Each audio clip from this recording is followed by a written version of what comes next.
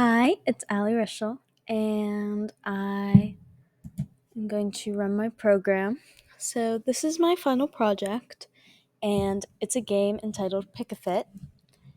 And so, it gives you some instructions at the top. Click on the start button below your desired character to begin.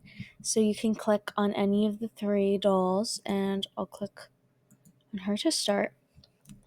And then it gives you some further instructions on how to utilize the arrow keys to scroll through the different outfit options.